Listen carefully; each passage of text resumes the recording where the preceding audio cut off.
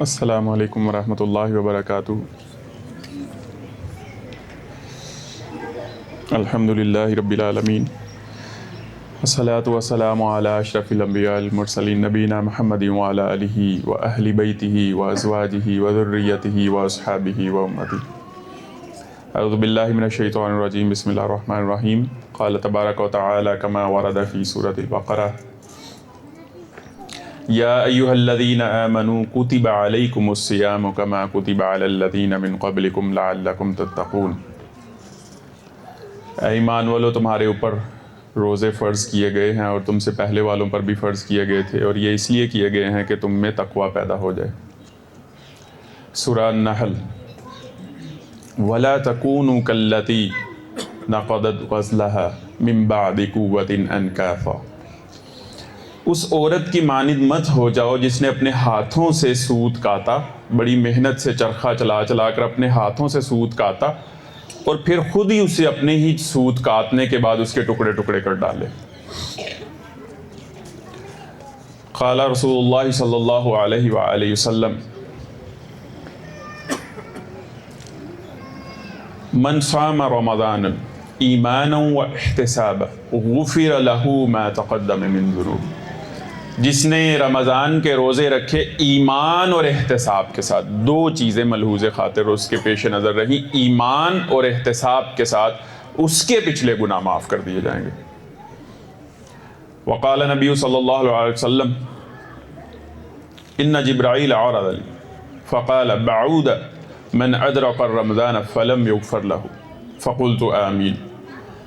رسول اللہ صلی اللہ علیہ وسلم نے فرمایا کہ میرے پاس جبرائیل علیہ السلام تشریف لائے اور انہوں نے یہ کہا کہ آپ کا وہ امتی برباد ہو جائے جس کے اوپر رمضان آیا اور وہ اپنے سارے گناہ بخشوا نہ سکا۔ تو رسول اللہ صلی اللہ علیہ وسلم فرماتے ہیں کہ میں نے جبرائیل علیہ السلام کی اس بد دعا کے اوپر آمین کہا۔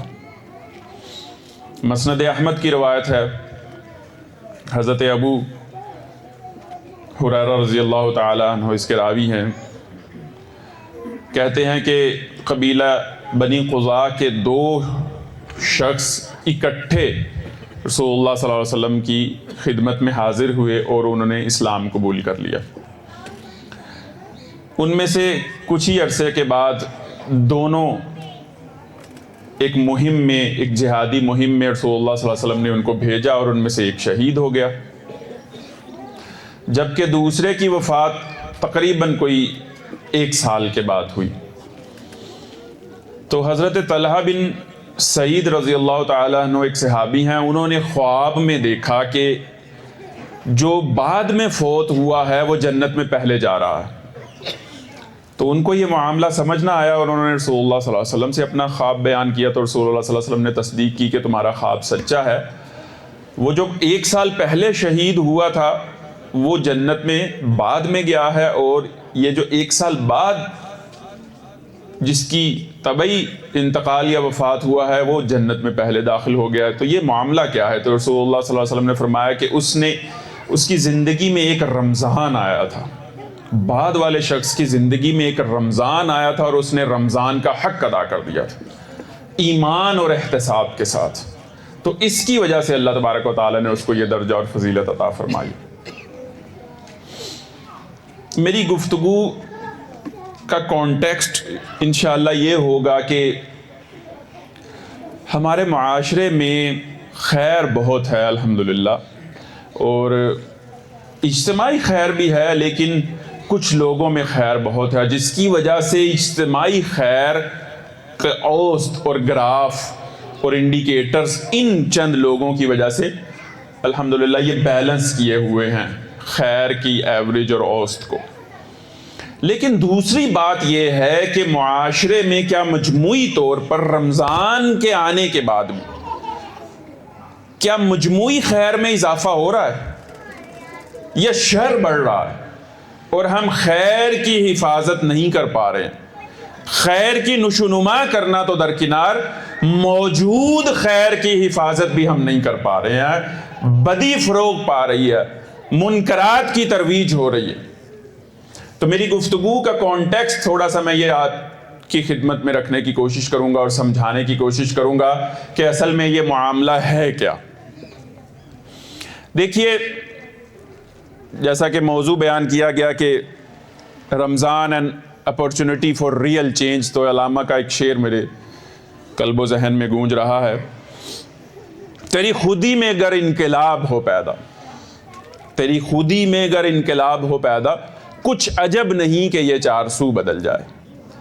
انٹرنل چینج رمضان کی سب سے بڑی پکار ہے کہ چینج کو انٹرنلائز کرو، چینج تمہارے اندر ایگزسٹ کرے، چھا جائے، ڈھانپ لے تمہاری زندگی کے تمام گوشوں کو، تمہاری جوانی، تمہارا بڑھاپا، تمہاری مجلس، تمہاری تنہائی، تمہاری کمائی، تمہاری عبادت، تمہارا اخلاق، تمہاری گفتگو، تمام زندگی کے گوشے رمضان میں جو تم نے فیوز و برکات حاصل کی ہیں، یہ قابلیت اور صلاحیت تمہارے اندر اور استعداد پیدا ہو کہ تزکیہ نفس کے اس جوہر کا بعد از رمضان استعمال کیسے کرنا ہے۔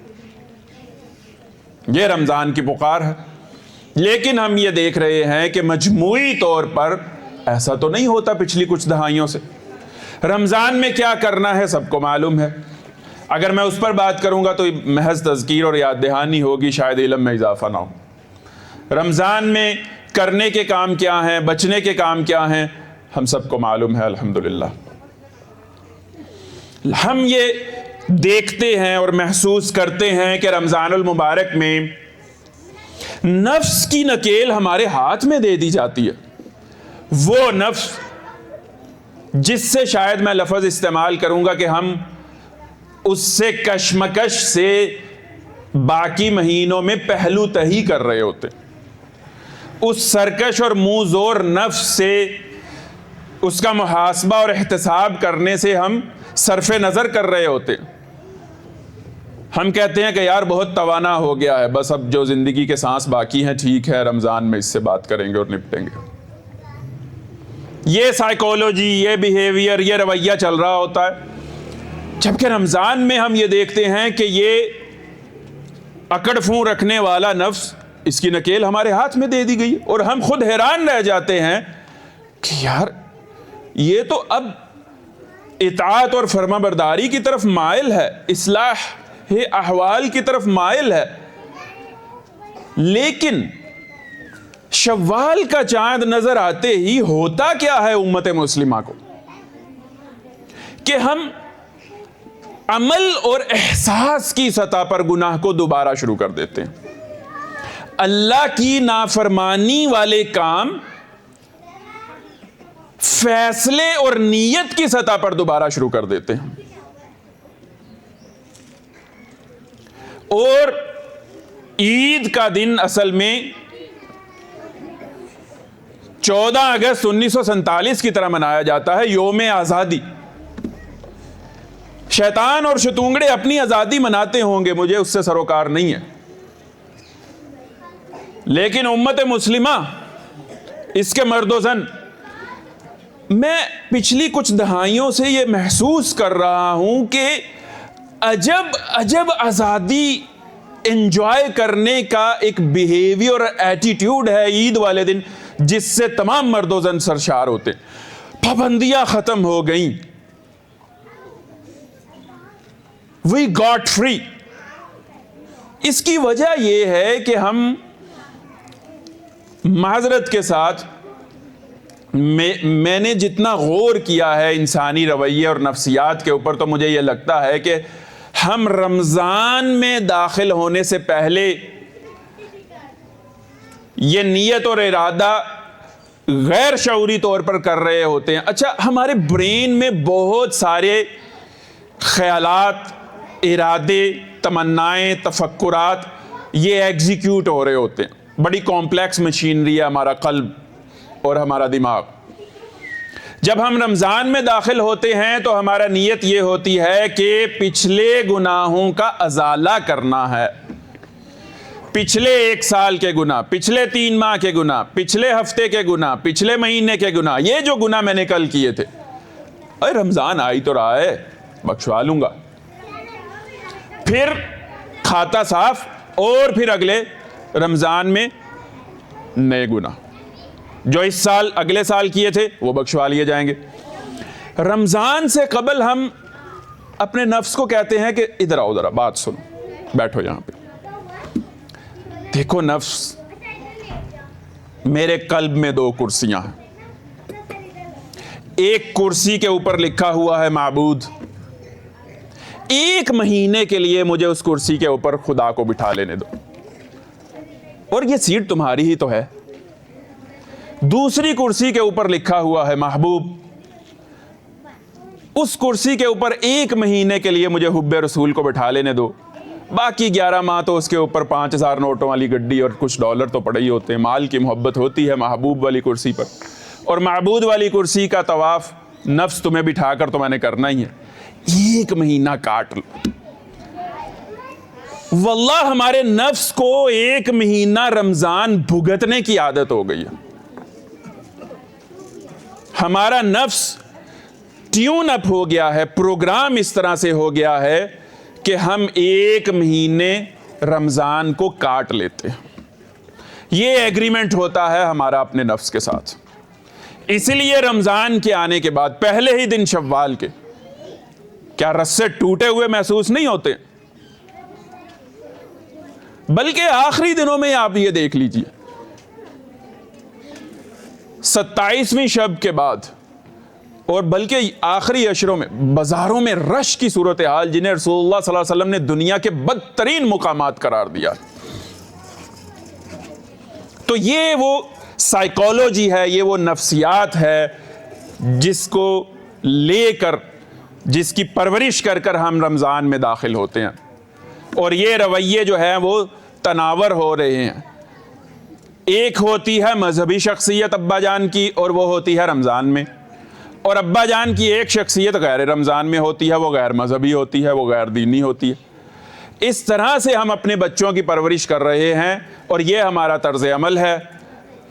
میں نے پہلے عرض کیا کہ انفرادی طور پر نیک روحیں موجود ہیں، لیکن مجموعی امت مسلمہ کا طرز عمل اب یہی بنتا چلا جا رہا ہے کہ رمضان میں پچھلا کھاتا صاف کروانا اور پھر نئے سرے سے کاؤنٹ ڈاؤن شروع ہو جائے گا۔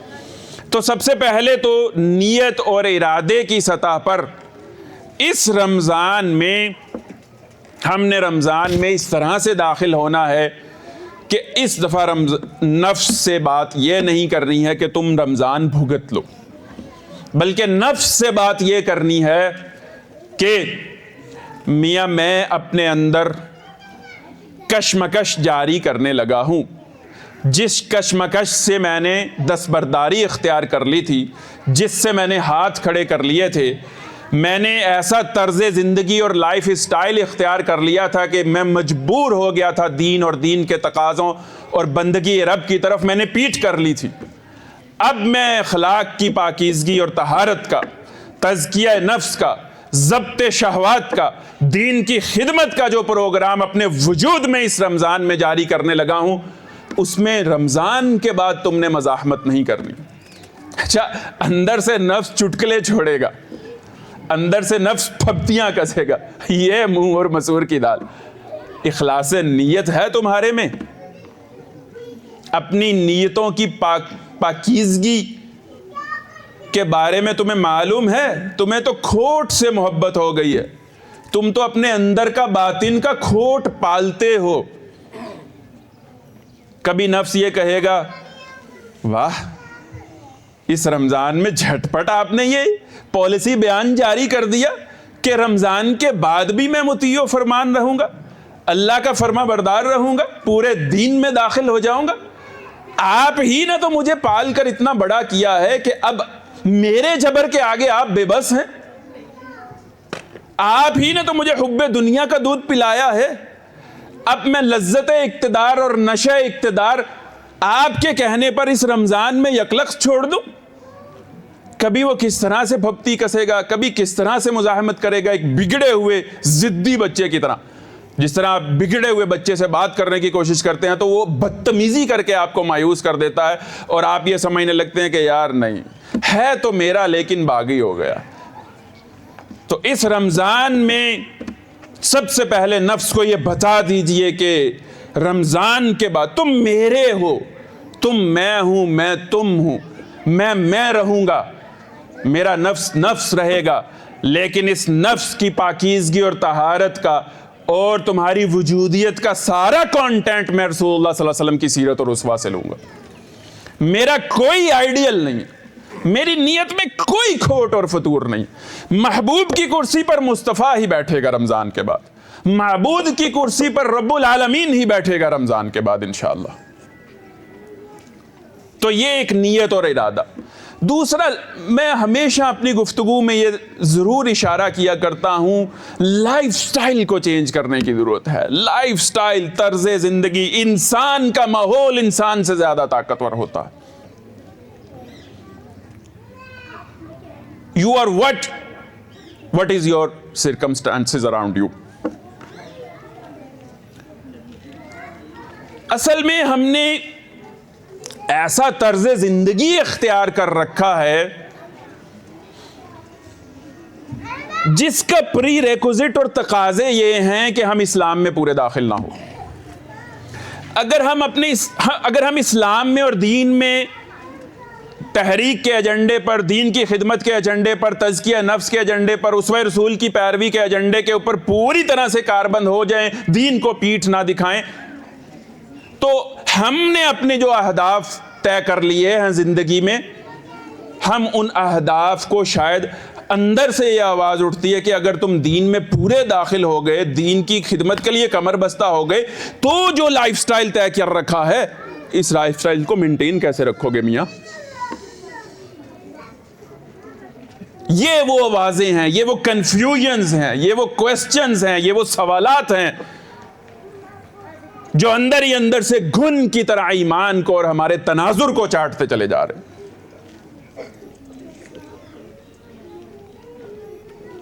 اس رمضان میں اپنے قلب کے گوداموں کا ضرور وزٹ کرنا ہے، ضرور وزٹ کرنا ہے۔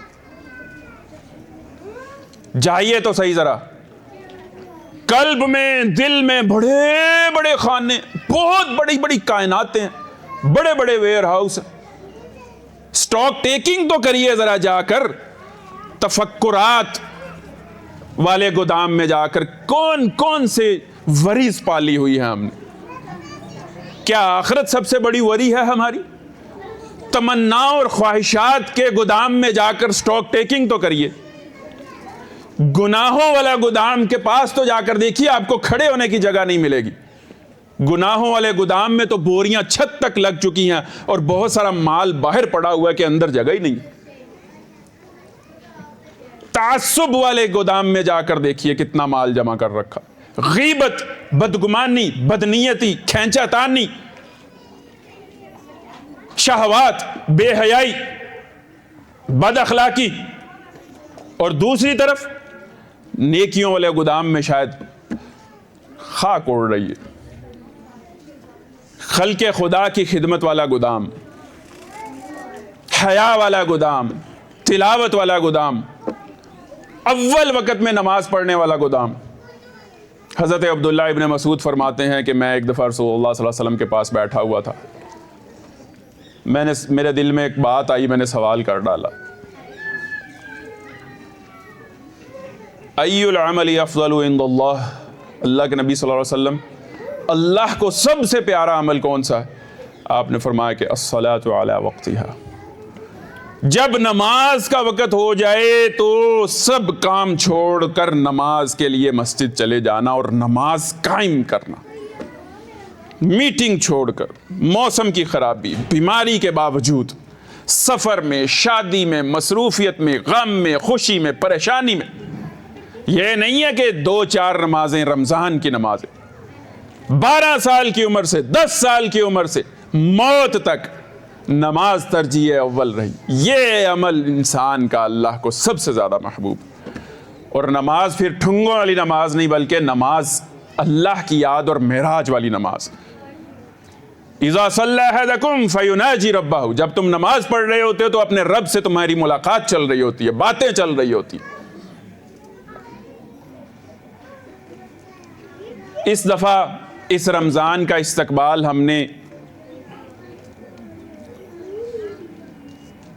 اپنے آپ کو دعوت اللہ اور دعوت بندگی اور دو رخی چھوڑنے کی دعوت سے دینا، نیتوں میں اخلاص سے دینا۔ اپنی ایک ایک نیت کا پوسٹ مارٹم اور تجزیہ کیجئے، میں یہ کیوں کرتا ہوں، میں جو بن گیا ہوں یہ کیوں ہوں، کون سے عوامل تھے، کھوٹ کتنا گہرا ہو گیا ہے، میری اصلاح میں معنی عوامل کون سے کار فرما ہیں جو مکمل بندگی میں اور حسن نیت میں اور حسن عمل میں ڈھلنے نہیں دیتے ہیں مجھے۔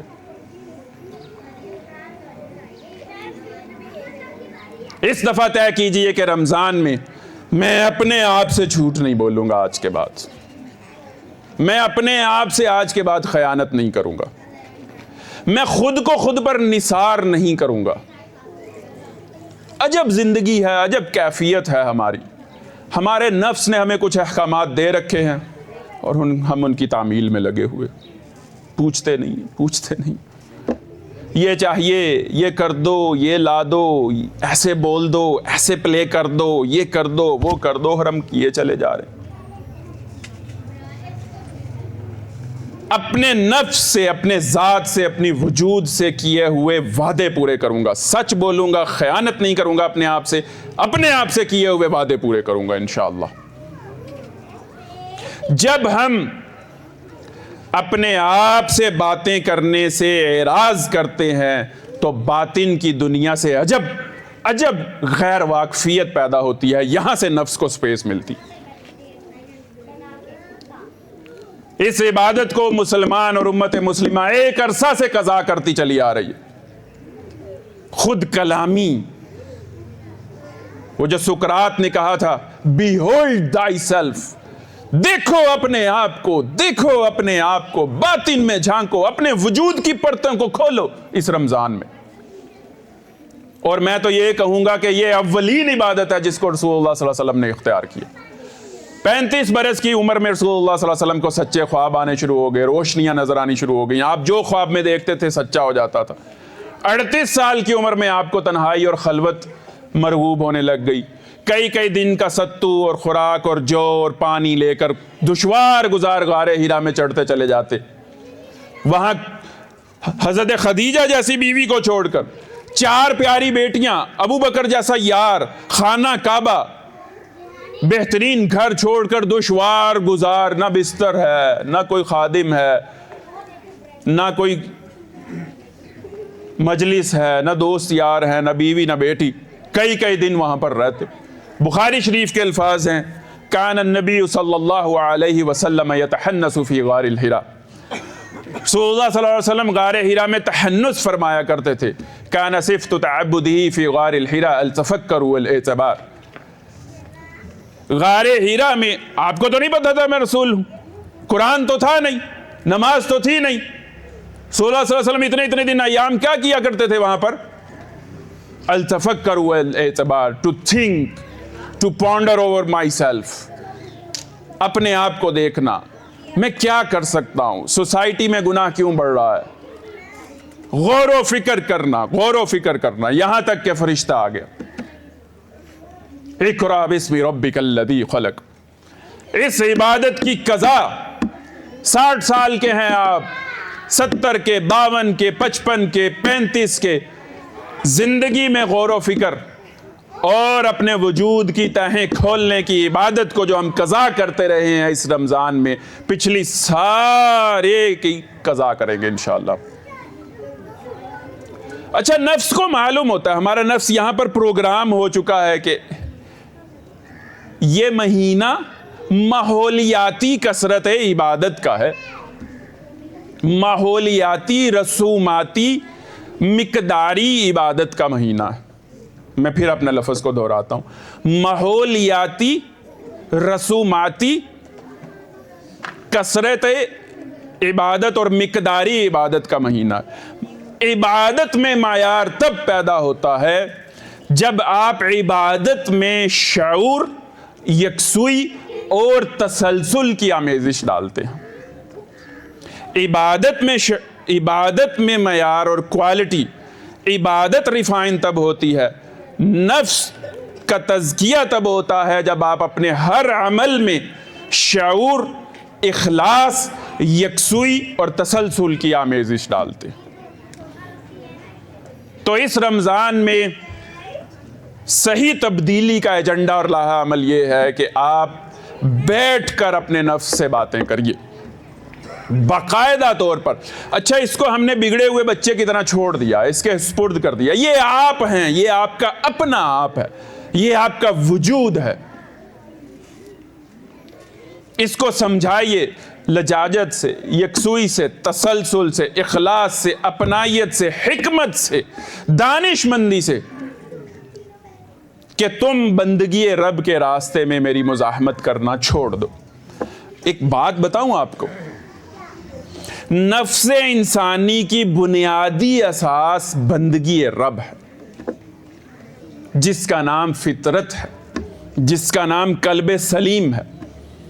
ہمارا نفس اگرچہ بگڑ چکا ہے، لیکن اگر ہم اس رمضان میں اپنے نفس کو یہ باور کروا دیں کہ تزکیہ کی جو صلاحیت میں حاصل اس رمضان میں کروں گا، اس کی غیر رمضان میں حفاظت کروں گا، اور فتنوں کی بارش میں مجھے یہ جو چھتری اللہ تبارک و تعالیٰ نے عطا فرمائی ہے، اس کو استعمال کرنے کی قابلیت میں کبھی بھی نہیں کھوؤں گا، پورے دین پر چلوں گا اور اللہ کے دین کا سپاہی بن کر آخری سانس تک زندگی گزاروں گا۔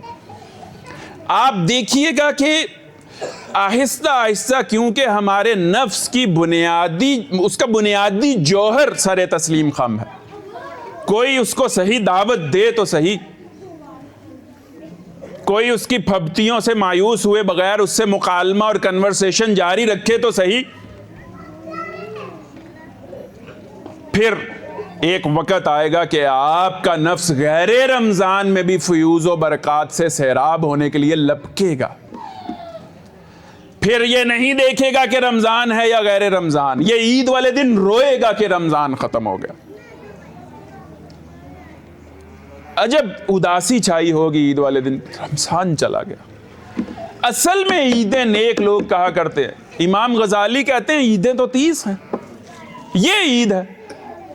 اور نیک لوگ جس دن پہلے روزے کی افطاری ہوتی تھی اس دن مغموم ہو جایا کرتے تھے کہ جو پہلا دن گزر گیا وہ 30 عیدیں بھی گزر جائیں گی۔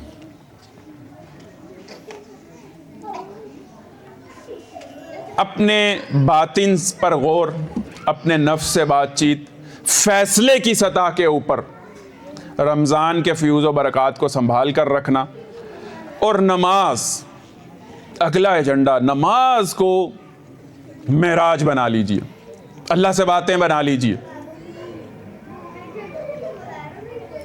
اللہ کے نبی صلی اللہ علیہ وسلم نے مختلف مقامات پر نماز میں دعائیں مانگی ہیں، اور نماز تو ہے ہی دعا، ہم نے ڈیولپ ہی نہیں کیا بچپن کی نماز کو۔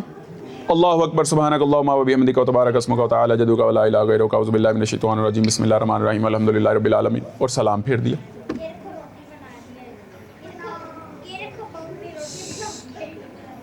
یہ اللہ سے باتیں، میں آپ سے ایسے باتیں کروں، آپ میری ذہنی صحت کے بارے میں کیا رائے قائم کریں گے؟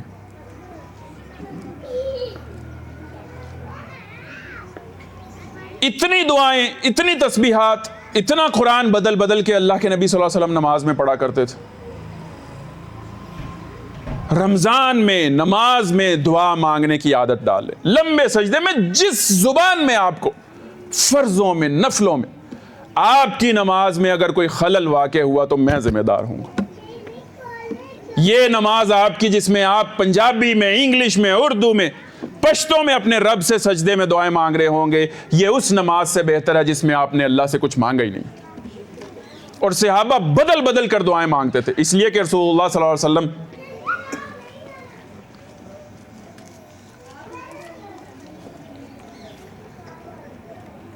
یہ ایک توجہ تحریری طور پر آئی ہے کہ خواتین والی سائٹ پر بچوں کا شور ہو رہا ہے۔ خواتین سے، بہنوں سے گزارش یہ ہے کہ ذرا بچوں کو تلقین کریے کہ وہ خاموشی اختیار کریں۔ آپ نماز کی چاشنی، آپ کے لیے سلام پھیرنا دشوار ہو جائے گا جب آپ اللہ سے مانگیں گے۔ جن مقامات پر دعا مانگی جا سکتی ہے وہ نوٹ کر لیجئے۔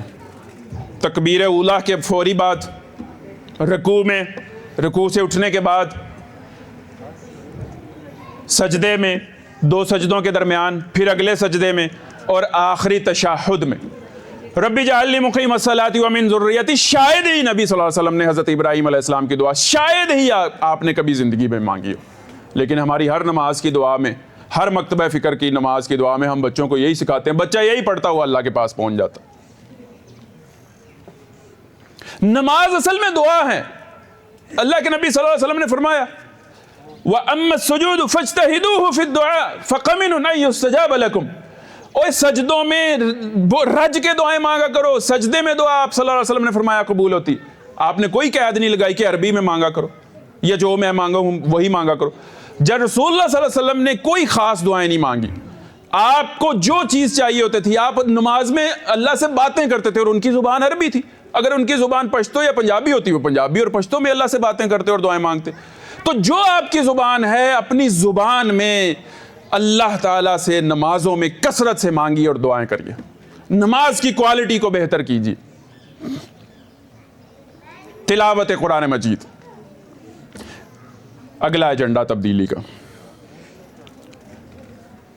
اپنی عادت بنا لیجئے اس رمضان میں، اور یہ عادت برقرار رہے تا دم مرگ۔ روزانہ قرآن مجید کی چند آیات کو ترجمے کے ساتھ، فہم کے ساتھ آپ نے جذب کرنا ہے، انٹرنلائز کرنا، اور قرآن مجید کے اوپر ہاتھ پھیر کر اپنے جسم پر پھیرا کریں، اسے چوما کریں۔ کچھ میں یہ نہیں کہتا یہ مسنون عمل ہے، لیکن ہمارے بزرگ کچھ کام ایسے کیا کرتے تھے نا کہ جن آپ کر کے دیکھیے، ان میں اپنائیت ہے، ان میں کشش ہے، قرآن سے روشنی نکلتی ہے، شعائیں نکلتی ہیں، اس کو دل سے لگایا کریں، قرآن مجید کے بوسے لیا کریں، قرآن مجید کے ساتھ اپنے تعلق کو گہرا کریے۔ آپ علیہ الصلوۃ والسلام نے فرمایا هو حبل اللہ المتین ممدود من السماء الی الارض، یہی تو وہ اللہ کی رسی ہے جو آسمان سے زمین تک لٹکی ہوئی۔ پھر آپ نے کتنا آخری سانسوں پر آپ نے کیا فرمایا، میں تم میں یہ چھوڑ کر جا رہا ہوں، اس کو پکڑ لو، اس کو پکڑ لو، اس سے چمٹ جاؤ۔ پھر یہ قرآن، القرآن حجت لکم علیکم یوم القیامہ، یہ تمہارے حق میں گواہی دے گا یا تمہارے خلاف گواہی دے گا؟ کیا قرآن اس مسلمان کے حق میں گواہی دے گا جس کو یہ پتہ نہیں ہے کہ حافظ صاحب کیا پڑھ رہے ہیں رمضان میں، اور وہ 20 رکعتیں پوری کر کے گھر آ جاتا ہے اور باقی غیر رمضان میں اس کا قرآن مجید سے کوئی تعلق ہی نہیں؟ اور آخری چینج کا ایجنڈا، باتیں تو اور بھی بہت سی ہیں، میں اس کو ختم کرتا ہوں۔ اللہ کے راستے میں خرچ کیجئے۔ مجھے یہ لگتا ہے کہ اس وقت جو ہمارا لائف سٹائل ہے نا، اور جو ہماری موجودہ بیہیویئر اور سائیکک کنڈیشن ہے، اس میں تزکیہ نفس کے اوپر جو سب سے زیادہ، اچھا نفس جب آپ کے اختیار پر غالب آ جائے نا، تو پھر یہ اقتدار کا نشہ جو اس کو لگ گیا ہے، یہ اتنی آسانی سے مسند اقتدار چھوڑنے پر آمادہ نہیں ہوتا ہے۔ لیکن اس کی خو کون سی ہے؟ فرما برداری والی۔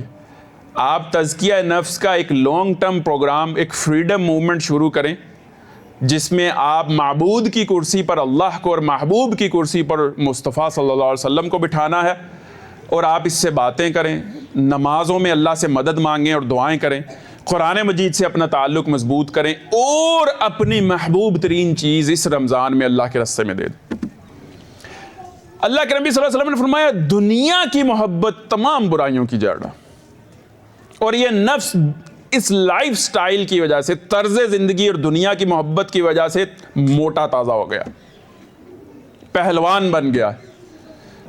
لن تنالوا البر حتى تنفقوا مما تحبون، تم نیکی کو اس وقت تک نہیں پہنچ سکتے جب تک کہ اپنی اس چیز کو اللہ کے راستے میں خرچ نہ کر دو جس سے تمہیں بہت محبت ہے۔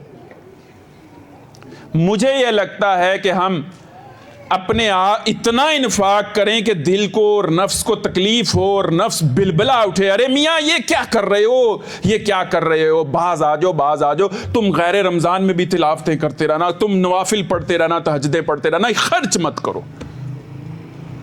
دے ڈالیے جو آپ کا پسندیدہ ڈنر سیٹ ہے اور کارپٹ اللہ کے راستے میں اپنی کام والی کو اور ملازمہ کو اور کسی یتیم بچی کو غزہ میں بھجوا دیجیے، دل کھول کر اہل غزہ کی امداد کیجیے۔ ایک ٹائم کھانا کھا رہے ہیں وہ، ایک ٹائم۔ ٹارگٹ ہے ان کا رمضان میں کہ رمضان میں جتنی خیمہ بستیاں ہیں ان میں لوگوں کو 2 ٹائم کھانا دیا جائے۔ کچے گھروں کی تعمیر میں مصروف ہیں۔